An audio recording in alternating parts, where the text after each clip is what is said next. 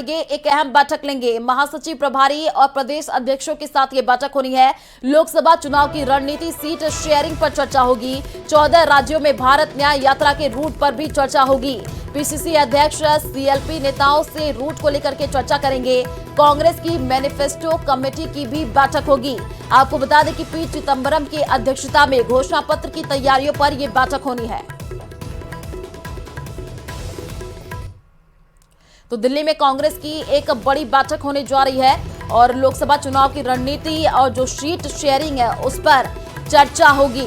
14 राज्यों में भारत न्याय यात्रा के रूट पर भी इस बैठक में चर्चा होने जा रही है। तो इस वक्त की ये बड़ी जानकारी आपको बता दें कि दिल्ली में कांग्रेस की बड़ी बैठक होने जा रही है। कांग्रेस की मैनिफेस्टो कमेटी की भी ये बैठक होगी और इसमें चिंतन और मंथन किया जाएगा।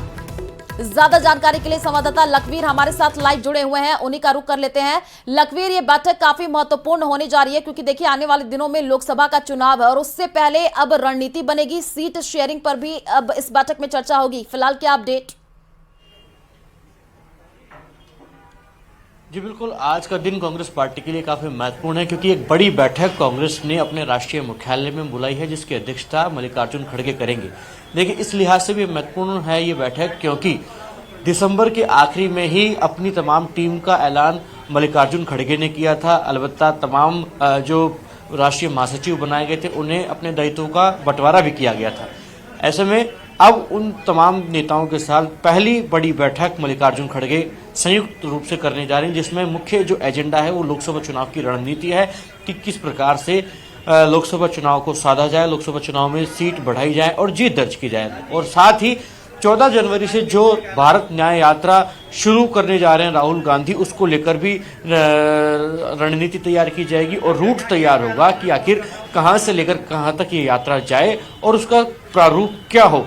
उसको मूर्त रूप देने के लिए, उसको पूरा विस्तार से वार्ता करने के लिए, चर्चा करने के लिए ये महत्वपूर्ण बैठक बुलाई गई है जिसमें तमाम राज्यों के प्रदेश अध्यक्ष, प्रदेश प्रभारी, सीएलपी लीडर और राष्ट्रीय महासचिव मौजूद रहेंगे। राजस्थान से अगर बात की जाए तो कुछ देर बाद कांग्रेस के राष्ट्रीय मुख्यालय में पीसीसी चीफ गोविंद डोटासरा पहुंचने वाले हैं। वो राजस्थान स्टेट गेस्ट हाउस से कांग्रेस मुख्यालय के लिए रवाना हो चुके हैं। कुछ मिनटों के बाद वो कांग्रेस मुख्यालय पहुंच जाएंगे जो कि इस बैठक में शरीक होंगे। वहीं छत्तीसगढ़ के प्रभारी बनाए गए और कांग्रेस के महासचिव, पूर्व में राजस्थान के डिप्टी सीएम और प्रदेश अध्यक्ष रहे सचिन पायलट भी इस बैठक का हिस्सा होंगे। वो भी कुछ देर बाद इस बैठक में शरीक होने के लिए कांग्रेस मुख्यालय पहुंचेंगे। तो वहीं राजस्थान कांग्रेस के प्रभारी सुखजिंदर सिंह रंधावा भी इस बैठक में शामिल होंगे। तो साफ तौर पर कहा जा सकता है कि राजस्थान में किस प्रकार से लोकसभा चुनाव की रणनीति हो, किस प्रकार से भेदा जाए लोकसभा का चुनाव, उसको लेकर रणनीति होगी। क्योंकि आयुषी हमने देखा पिछले 10 सालों से, यानी कि एक दशक से जब भी लोकसभा के चुनाव हुए हैं तो राजस्थान में 25 की 25 लोकसभा की सीटें भारतीय जनता पार्टी और एनडीए गठबंधन को राजस्थान की जनता ने सौंपी है। ऐसे में अब उसमें कैसे काटछाट की जाए, कैसे कमी की जाए, ये कांग्रेस पार्टी का उद्देश्य है और कांग्रेस उसी दिशा में आगे बढ़ रही है क्योंकि जितनी सीटें, जितने तोड़ किए जा सकें वो पार्टी आलाकमान का फोकस है। इसी लिहाज से राजस्थान को लेकर भी चर्चा होगी कि आखिरकार कैसे उसमें कमी की जाए और 25 की 25 सीटें जो भारतीय जनता पार्टी लोकसभा चुनाव में जीतती आ रही है उस आंकड़े को कैसे कमजोर किया जाए, ये उद्देश्य किया जाएगा क्योंकि आने वाले दिनों में लोकसभा चुनाव से पहले ये बैठक काफी महत्वपूर्ण। शुक्रिया तमाम जानकारी साझा करने के लिए। तो एक और बड़ी जानकारी दे दे अपने दर्शकों को। सीएम भजनलाल शर्मा बीजेपी कार्यालय पहुंचे हैं। पीएम मोदी के दौरे की तैयारी देख रहे हैं।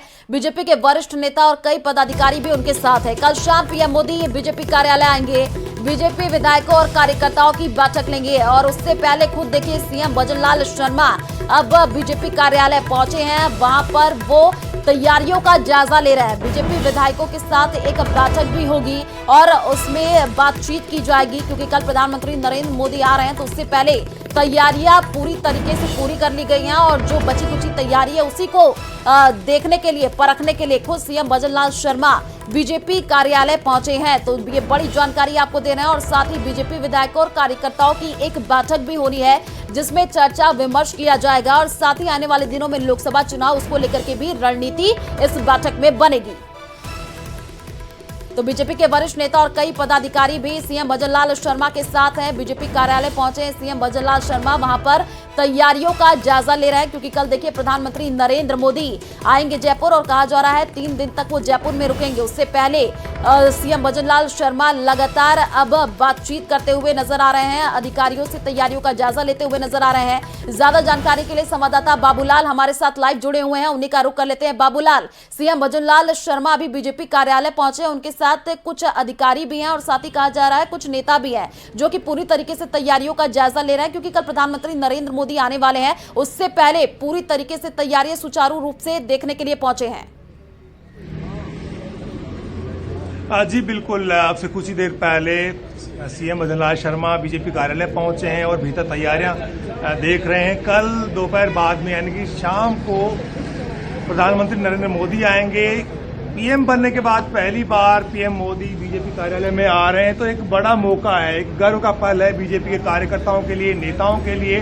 और अभी अभी देखिएगा कि जो जयपुर ग्रेटर की मेयर हैं वो भी आई हैं, हमारे साथ ही रोशन है जो आपको दिखाएंगे तस्वीरों में, तो वो भी पहुंचेंगे अभी। और किस तरह से वेलकम किया जाना है प्रधानमंत्री नरेंद्र मोदी का, तो उस बारे में भी चर्चा हो रही। भीतर कुछ अधिकारी भी अभी आए थे। तो 10 साल बाद पीएम मोदी का बीजेपी कार्यालय में आना अपने आप में गर्व की अनुभूति करा रहा है बीजेपी के उन तमाम कार्यकर्ताओं को जो पीएम मोदी को नजदीक से देखना चाहते हैं। कल यहां पर आने के बाद वो पार्टी के जो विधायक हैं उनके साथ में चर्चा करेंगे, साथ ही जो पार्टी के पदाधिकारी हैं, मोर्चों के अध्यक्ष हैं, उनके साथ में चर्चा करेंगे। और इस साल लोकसभा का चुनाव होने जा रहा है, तो ऐसी सूरत में तमाम जो सीटें हैं बीजेपी उनको जीतना चाहती है, हैट्रिक बनाना चाहती है। 2014 में बीजेपी के खाते में सारी सीटें आई थी, 2019 में भी उन्होंने सारी सीटें फतह करी थी, और अब 2024 में एक बार फिर से पीएम मोदी की झोली में राजस्थान की बीजेपी पूरी की पूरी 25 सीटें डालना चाहती है। इसलिए कल पीएम मोदी के साथ मन की बात होगी बीजेपी के नेताओं की और बीजेपी के बड़े पदाधिकारियों की, मंत्रियों की और विधायकों की। तो एक बड़ा बाबूलाल, 25 सीटों पर बीजेपी पूरी तरीके से फोकस्ड है, जीत हासिल करना चाहती है, उसी को लेकर के रणनीति अब बनाई जा रही है। शुक्रिया तमाम जानकारी साझा करने के लिए। राम मंदिर की प्राण प्रतिष्ठा से पहले राजधानी जयपुर में रामोत्सव का आयोजन हो रहा है। नगर निगम ग्रेटर रामोत्सव को स्वच्छता अभियान के तौर पर यहां पर माना जा रहा है। इस अभियान से कैबिनेट मंत्री राज्यवर्धन सिंह राठौड़ भी जुड़े। इस दौरान नगर निगम ग्रेटर महापौर डॉक्टर सौम्या गुर्जर भी मौजूद रही। 22 जनवरी को अयोध्या में राम मंदिर की प्राण प्रतिष्ठा से पहले जयपुर में नगर निगम ग्रेटर की ओर से रामोत्सव मनाया जा रहा है और इस रामोत्सव के जरिए अलग अलग जगहों पर, सार्वजनिक स्थानों पर स्वच्छता अभियान चलाया जा रहा है। और आज इस अभियान से जुड़े हैं कैबिनेट मंत्री राज्यवर्धन सिंह राठौड़। राठौड़ साहब, आप खुद रामोत्सव के तहत स्वच्छता अभियान से जुड़े हैं, क्या कुछ संदेश है इसके साथ? देखिए, हम सब ये कहते हैं, मानते भी हैं कि जहाँ स्वच्छता होती है वहाँ भगवान विराजते हैं। हमारे मन में स्वच्छता हो, हमारे विचारों द्वारा हमारे आसपास शहर में, गांव में स्वच्छता हो, आंगन में स्वच्छता हो, ये जिम्मेदारी सफाई कर्मचारियों की नहीं, ये जिम्मेदारी हमारी भी है। और यही एक बहुत बड़ा व्यवहारिक बदलाव प्रधानमंत्री मोदी जी लेकर आ रहे हैं। एक रेवोल्यूशन कहूंगा मैं इसे, ये रेवोल्यूशन लेकर आ रहे हैं पूरे देश के अंदर। जहां प्रधानमंत्री माफ कीजिए, जहां महात्मा गांधी जी ने सबसे पहले इसकी बात रखी, उसको वाकई में जमीनी स्तर तक उतारने का काम प्रधानमंत्री मोदी जी कर रहे हैं। नई बच्चे जो हैं वो अगर इसको अपने व्यवहार में डाल दें तो सारा देश बदल जाएगा, लेकिन बच्चे वही करते हैं जो देखते हैं। तो उनको कहने से नहीं होगा, हमें स्वच्छता करनी पड़ेगी। और कचरा उठाना गर्व की बात होनी चाहिए, झाड़ू उठाना गर्व की बात होनी चाहिए, और सफाई कर्मचारियों का मान सम्मान करना भी हमारे स्वभाव में होना चाहिए। और ऐसा करके आज जैसे दशकों, सदियों बाद राम मंदिर की स्थापना हो रही है, बिना किसी झगड़े फसाद के स्थापना हो रही है। ये हम इस जो पीढ़ी है, जो जीवित है, आज हमारे लिए बड़े गर्व की बात है।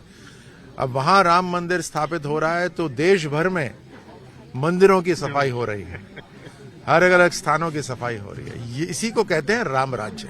अच्छा, एक बात सर कि जब चुनाव से पहले योगी जी आपके क्षेत्र में आए तो ये कहा गया था कि सभी को जो है 22 जनवरी को अयोध्या बुलाएंगे, तो क्या तैयारी है कि इस क्षेत्र से लोग जाएंगे? जी, बहुत बड़ा अभियान चल रहा है। मुझे तो ताज्जुब होता है कि इतनी बड़ी सेना में कहते हैं इसको मोबिलाइजेशन इतनी बड़ी मोबिलाइजेशन हो रही है। आप देखिए कि लाखों करोड़ों लोग एक ही भाव से जुड़े हुए हैं। आज पीले चावल बांटे जा रहे हैं, निमंत्रण पत्र बांटे जा रहे हैं। केवल सनातन धर्म के नहीं बल्कि हर धर्म के दुनिया के लोग वहां आकर दर्शन करेंगे। अच्छा, एक बात सर कि कांग्रेस जो है वो इस मुद्दे को लेकर के कह रही है कि बीजेपी इससे चुनावी मुद्दे के तौर पर उठा रही है। तो ये भी तो देखिए कि सुप्रीम कोर्ट ने निर्णय कब करा तो ये सब जब सारे ग्रह सही होते हैं, सब कुछ जब सब सही होना होता है, कांग्रेस के जाते ही सब कुछ सही होने लग गया। अयोध्या में राम मंदिर की प्राण प्रतिष्ठा से पहले जयपुर में रामोत्सव मनाया जा रहा है। क्या कुछ रामोत्सव है और इसके तहत किस तरह से स्वच्छता अभियान चलाया जा रहा है? नगर निगम ग्रेटर की जो महापौर है डॉक्टर सौम्या गुर्जर, वो मेरे साथ बात करने के लिए मौजूद है। किस तरह की ये सोच है और स्वच्छता अभियान जो रामोत्सव के तहत है वो किस तरह से शुरू किया गया? जहां हमारे आराध्य है प्रभु राम जी 22 जनवरी को जहां प्राण प्रतिष्ठा होगी, आदरणीय प्रधानमंत्री जी वहां पहुंचेंगे और वहां वो भव्य प्राण प्रतिष्ठा के लिए हमारे सभी देशवासियों ने जो मेहनत की है और प्रधानमंत्री जी ने जो मेहनत की है उसकी वजह से आज वो क्षण है वो नजदीक आया है। तो इसी को जयपुर वासी उत्साह के साथ में मनाए, इसलिए हमने 21 दिन की रामोत्सव की एक श्रृंखला की शुरुआत की है। और राम जी जब आने की बात हो, भगवान अगर विराजते हैं तो स्वच्छता की जरूरत होती है। अगर जयपुर में भी हमें हर मनुष्य के अंदर राम चाहिए, हर कण कण में भगवान श्री राम चाहिए, तो हमें स्वच्छता से शुरुआत करनी होगी। और इसी कड़ी के तहत पहले दिन से हमने महापुरुषों के स्टेच्यूज है वहां उनके आसपास में सफाई की, बाहर उनके परिसर की सफाई की। कल हमने दूसरे दिन हमने धार्मिक स्थल है जयपुर ग्रेटर नगर निगम के जितने भी धार्मिक स्थल है, मंदिर, गुरुद्वारे, सारे सभी की वहां की स्वच्छता की। और आज हम जितने हमारे नगर निगम ग्रेटर जयपुर के 800 पार्क है, 800 पार्कों की आज एक साथ में हम अंदर की जो स्वच्छता है वो कर रहे हैं। तो इसी तहत हमारे महापुरुषों के स्टेच्यूज, मंदिर और पार्क स्वच्छ हो रहे हैं। तो महापौर सौम्या गुर्जर कह रही हैं कि जयपुर में स्वच्छता अभियान जो है वो राम उत्सव के तहत मनाया जा रहा है और राम मंदिर की जब प्राण प्रतिष्ठा होगी तो उस दिन जयपुर भी जो जगमगाएगा और यहाँ पर भी भव्य कार्यक्रमों के जो आयोजन है वो किए जाएंगे। इससे पहले स्वच्छता अभियान घर घर तक चलाए जाने की कोशिश यहाँ पर नगर निगम की तरफ से की जा रही है। कैमरा पर्सन देव चेची के साथ महेश दाधिच, न्यूज 18 जयपुर।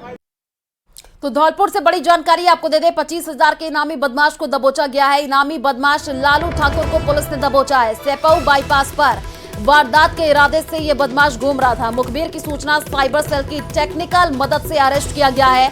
हत्या की कोशिश, डकैती जैसे कई संगीन धाराओं में केस दर्ज है। तो 25,000 का जो इनामी बदमाश था उसको पुलिस ने दबोच लिया है। इस वक्त की ये बड़ी जानकारी, साइबर सेल की टेक्निकल मदद से अरेस्ट किया गया है। हत्या की कोशिश और कई ऐसे मामले उस पर दर्ज। 25,000 का इनामी बदमाश जिसको अब पुलिस ने दबोच लिया है। तो पुलिस को ये बड़ी सफलता हाथ लगी है। इनामी बदमाश लालू ठाकुर को पुलिस ने दबोचा है।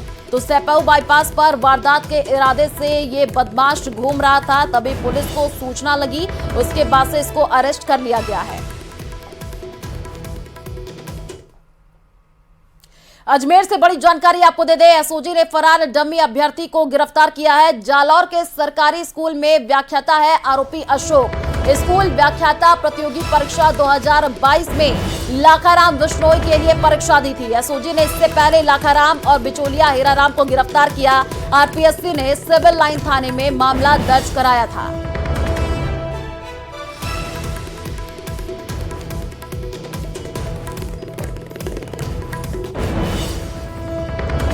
एसओजी ने फरार डमी अभ्यर्थी को अब गिरफ्तार कर लिया है। आपको बता दें कि लाखाराम और बिचौलिया हीराराम को भी गिरफ्तार कर लिया गया है। अब इनसे पूछताछ की जाएगी। आरपीएससी ने सिविल लाइन थाने में मामला दर्ज कराया था।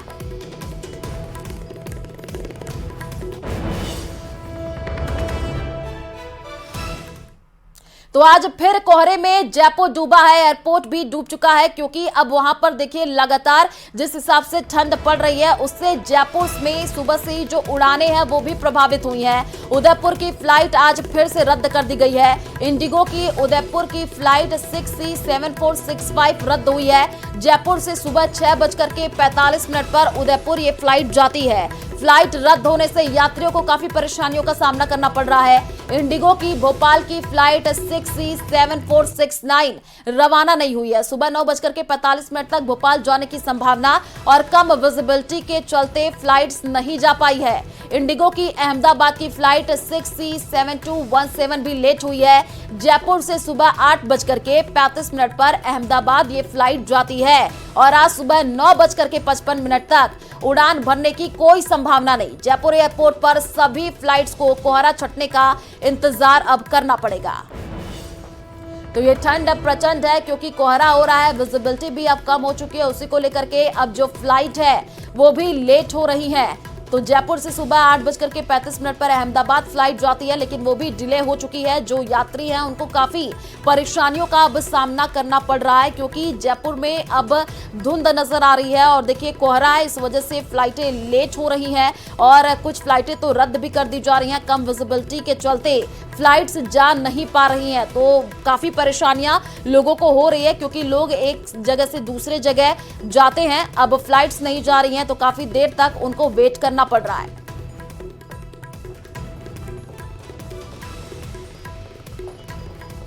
माउंट आबू में सर्दी ने सारे रिकॉर्ड तोड़े हैं। आबू का तापमान जमाव बिंदु पर है और माउंट पूरी तरफ से बर्फ की चादर में लिपटा हुआ नजर आ रहा है। पार्किंग में भी आपको बता दें कि गाड़ियां, फल फूलों और गार्डन की जो घास है वहां पर औस की जो बूंदे हैं वो अब उसमें बर्फ में तब्दील नजर आ रही हैं। सैलानी जम करके अब मौसम का लुत्फ उठाते हुए नजर आ रहे हैं, जैसे कि तस्वीर भी टीवी स्क्रीन पर है। एक तरफ तो देखिए ठंड पड़ रही है, लेकिन जो पर्यटक हैं वो लगातार पहुंच रहे हैं और ठंड का लुत्फ उठाते हुए नजर आ रहे हैं।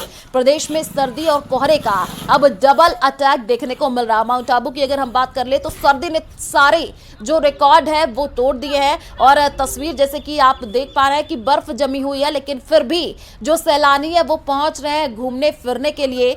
और ठंडियों से अब लोगों को थोड़ी बहुत परेशानी भी हो रही है क्योंकि अब ठंड ज्यादा पड़ रही है, धुंध नजर आ रही है, कुछ नजर नहीं आ रहा है, लेकिन फिर भी जो सैलानी है वो घूमने फिरने के लिए पहुंच रहे हैं। सिरोही में सर्दी का सितम जारी है। शहर का न्यूनतम तापमान 7 डिग्री तक पहुंच गया। वहीं लोग सर्दी से बचने के लिए घर में ही दुबके हुए नजर आ रहे हैं। वहीं शीतलहर के कारण ठिठुरन भी बढ़ गई है, जिसका सीधा असर शहर में रहने वाले लोगों की दिनचर्या पर पड़ रहा है। वहीं शहर में मौसम के ठंडे मिजाज का जायजा लिया हमारे संवाददाता ने। ये रिपोर्ट देखिए। सिरोही में देखा जाए तो सर्दी का टॉर्चर जो है शुरू हो चुका है। जनवरी का माह है और सर्दी अपने पूरे तेवर पर है। मैं कैमरामैन को बताऊंगा, सिरोही का सबसे व्यस्तम चौराहा है, अनिचा सर्कल है। यहाँ पर जो है अधिकतर जो है लोग मॉर्निंग वॉक करते हुए नजर आते थे और यहाँ पर जो गाड़ियों की जो है भरमार देखी जाती थी, लेकिन अल सुबह का समय है, लोग जो है घर में दुबके हुए, इक्का दुक्का वाहन जो है यहाँ पर चलते हुए नजर आते हैं। सर्दी से बचाव के लिए लोग जो घर में ही जो है दुबके हुए हैं और खासा इसका असर जो है सीधा बच्चों पर पड़ रहा है। हमारे साथ में कई लोग जुड़े, उनसे बात करेंगे। सर आप बताएं कि सर्दी है, सर क्या कहेंगे सर? सर्दी 2-3 दिन से बहुत ज्यादा है। वैसे अभी तो स्कूल की छुट्टियां हैं, लेकिन 6 तारीख को स्कूलें खुल रही है। इस तरह की सर्दी रही तो छोटे बच्चों के लिए बहुत मुश्किल होगी। यानी कि लोग खुद भी यानी कि जो इस सर्दी से बच्चे वो नजर आ रहे हैं, पूरे गर्म कपड़ों में जो है लोग जो नजर आ रहे हैं। लेकिन देखने वाली बात यह है कि आने वाले समय में तापमान और नीचे जाने वाला है। मौसम विभाग के अनुसार जो है 2 डिग्री की और गिरावट हो सकती है नीचे, जिसका सीधा असर जो है किसानों की खेती पर भी पड़ता हुआ नजर आ रहा है। लेकिन देखने वाली बात यह है कि इस सर्दी जो है तापमान जो है पिछले 5 साल में नहीं गया, वो तापमान जो है सिरोही में 7 डिग्री चला गया है। देखने वाली बात यह है कि लगातार जो मौसम में और तापमान में गिरावट के कारण जो है गलन व ठिठुरन जो बढ़ चुकी है, शीतलहर चलने के कारण जो है तापमान में और लोगों की जो है सर्दी से बचते हुए नजर आ रहे हैं। कैमरा पर्सन के साथ में न्यूज 18। प्रदेश में सर्दी का सितम जारी है। वहीं लोगों को कड़ाके की सर्दी से फिलहाल राहत मिलने के आसार नजर नहीं आ रहे हैं। अगले 2 से 3 दिन कई जिलों में कोल्ड डे और घना कोहरा बरकरार रहने की संभावना है। वहीं मौसम विभाग के मुताबिक 7 जनवरी से प्रदेश में मौसम बदल सकता है। दरअसल मौसम विभाग के निदेशक का यह कहना है कि पश्चिमी विक्षोभ के कारण प्रदेश में 7 जनवरी के बाद से हल्की बारिश का दौर शुरू हो सकता है। मौसम विभाग के मुताबिक बीती रात सीकर प्रदेश में सबसे ठंडा रहा। वहीं जैसलमेर में 5.3, चित्तौड़ में 8.7, पिलानी की अगर हम बात कर ले तो 5.6, जयपुर में 5.7 जो डिग्री तापमान ये देखने को मिला है।